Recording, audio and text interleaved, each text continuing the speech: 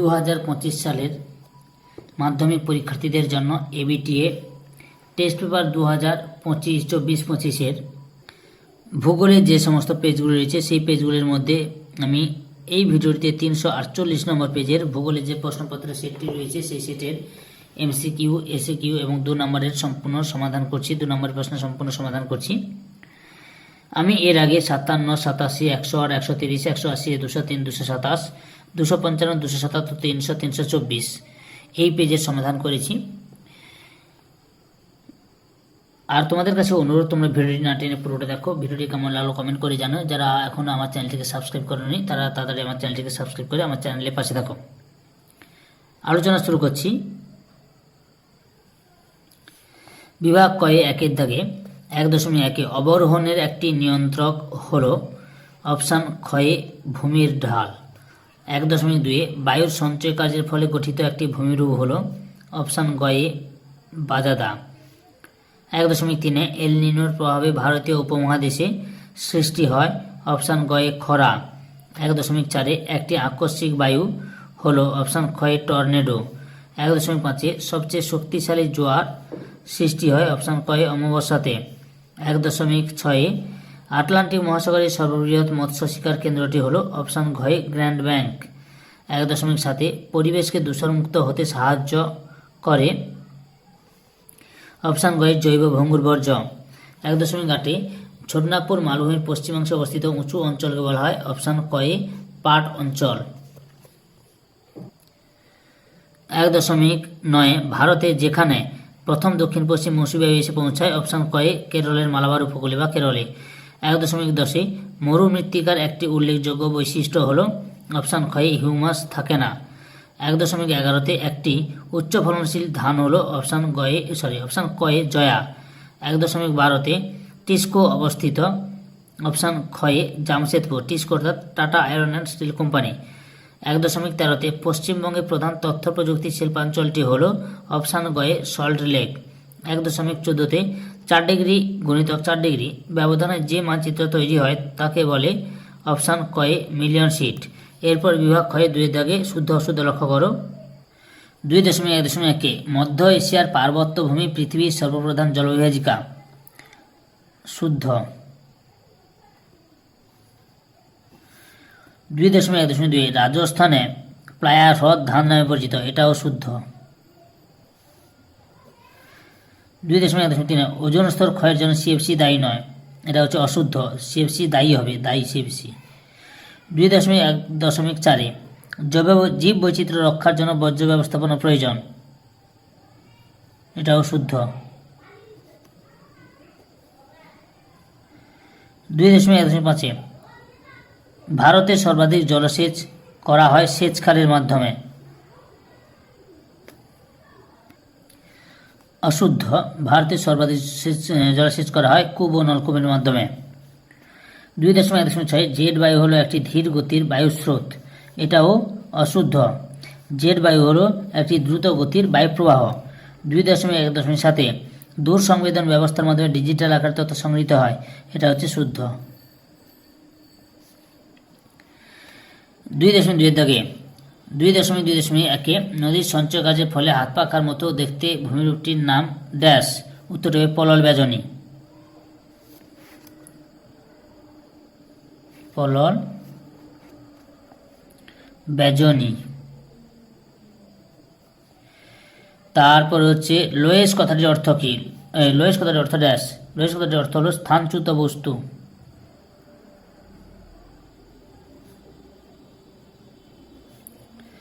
2.2.3 উত্তর গোলার্ধের পর্বতের ড্যাশ ঢালে সূর্যকিরণ লম্বভাবে পড়ে, দক্ষিণমুখী ঢালে।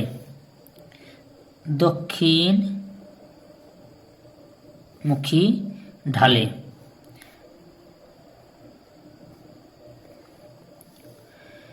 2.2.4 সংযোগ অবস্থান দেখা যায় ড্যাশ তিথিতে, অমাবস্যা তিথিতে।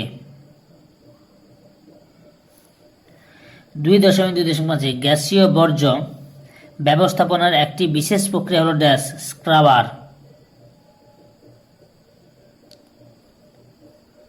স্ক্রাবার। 2.2.6 অস্ট্রেলিয়ায় প্রবাহিত উষ্ণ স্থানীয় বায়ুর নাম ড্যাশ। উত্তরটি হবে ব্রিক ফিল্ডার। কোথায় লেখা আছে ব্রিক ফিল্ডার? এখানে লিখেছি ব্রিক ফিল্ডার।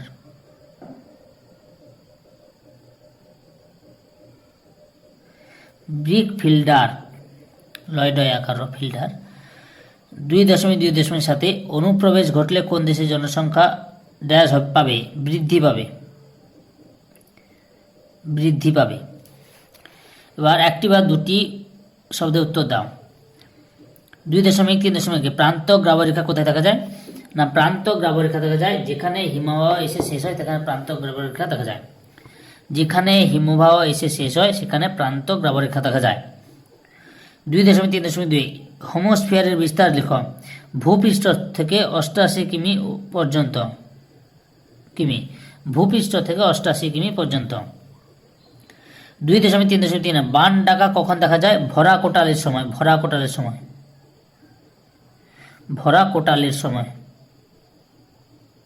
কোটালের সময়। 2.3.4 বেট কাকে বলে? বেট কাকে বলে কি লিখবে তোমরা?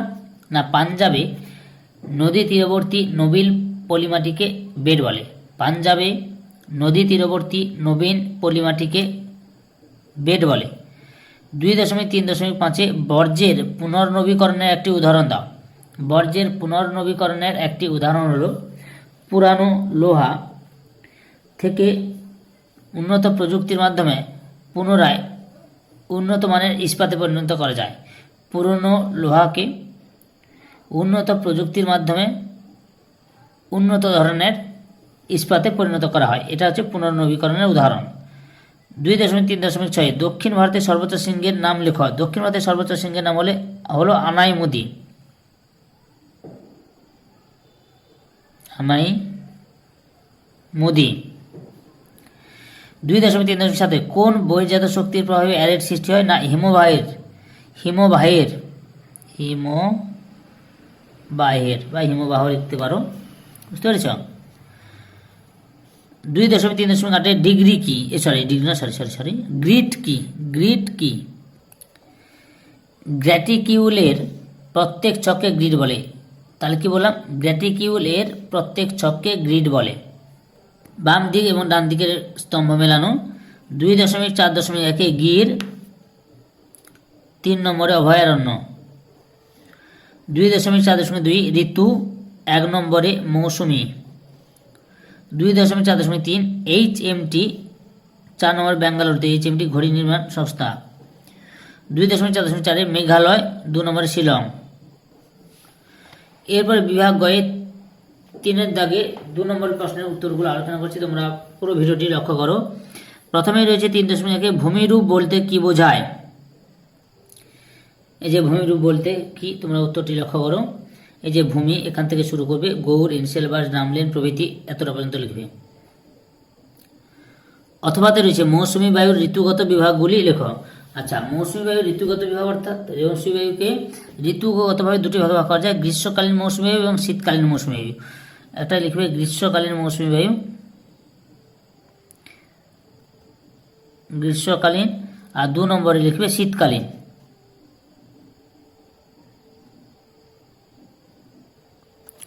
কালীন মৌসুমী বায়ু।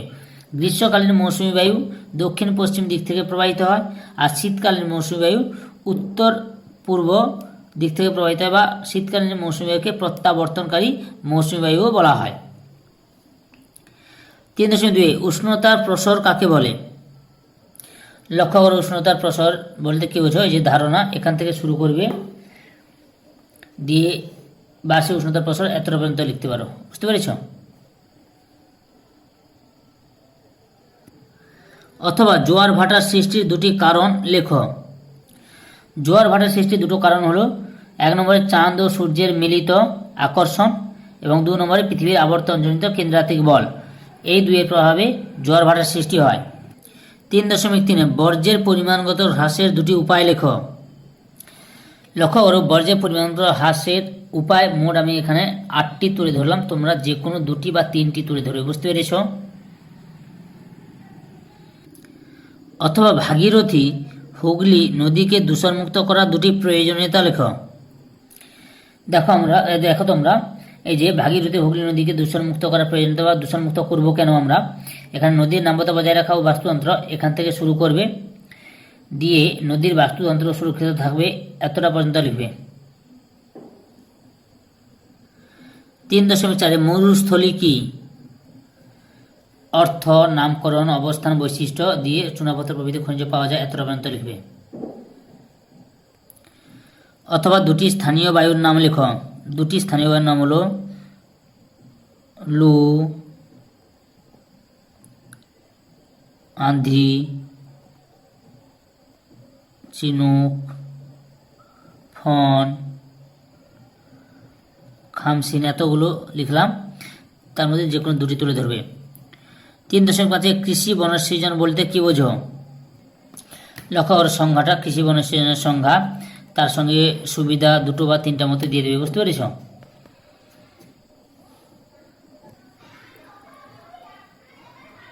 অথবা যোগাযোগ ব্যবস্থা দুটি মাধ্যমের নাম লেখো। একটি লিখবে ইন্টারনেট,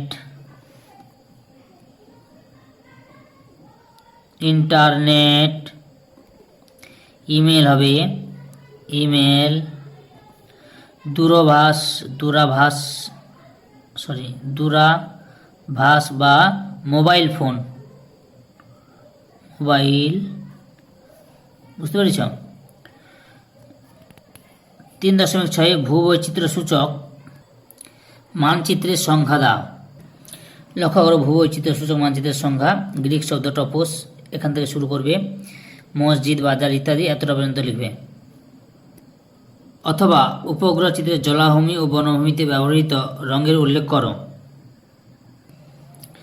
এই যে উপগ্রহ চিত্রে গভীর অরণ্য বা উদ্ভিদরাজি বা বনভূমির জন্য বা অরণ্যের জন্য গাঢ় লাল এবং লাল রং ব্যবহার করা হয়, আর গভীর জলাশয়, অগভীর জলাশয়, নদী ইত্যাদির জন্য কি কালো, নীল ও হালকা নীল এই রং ব্যবহার করা হয়, বুঝতে পেরেছ? এরপরে তোমরা বিভাগ ঘয়ে 4 দাগে 3 নম্বরের প্রশ্নগুলি লক্ষ্য করো, তার সঙ্গে বড় প্রশ্ন অর্থাৎ 5 নম্বরের প্রশ্নগুলো লক্ষ্য করো, দেখে নাও, তোমরা স্ক্রিনশট মেনে নাও, বুঝতে পেরেছ? এরপরে আমি ম্যাপ পয়েন্টিং দেখাচ্ছি, দেখো কি কি ম্যাপ পয়েন্টিং করতে হবে। ছোটনাগপুর মালভূমি, আরাবল্লী পর্বত, মহানদী, লোকটাক হ্রদ, পার্বত্য উদ্ভিদ অঞ্চল, সালেম, একটি পেট্রোকেমিক্যাল শিল্পকেন্দ্র হলদিয়া, তোমরা পয়েন্টিংয়ে করতে পারো। ভারতের প্রবেশদ্বার মুম্বাই শহর বা মুম্বাই, সর্বাধিক জনঘনত্ব বিশিষ্ট রাজ্য বিহার, ভারতের ম্যানচেস্টার, আহমেদাবাদ। সম্পূর্ণ ভিডিওটি দেখে আমার চ্যানেলে পাশে থাকার জন্য তোমাদের সবাইকে অসংখ্য ধন্যবাদ।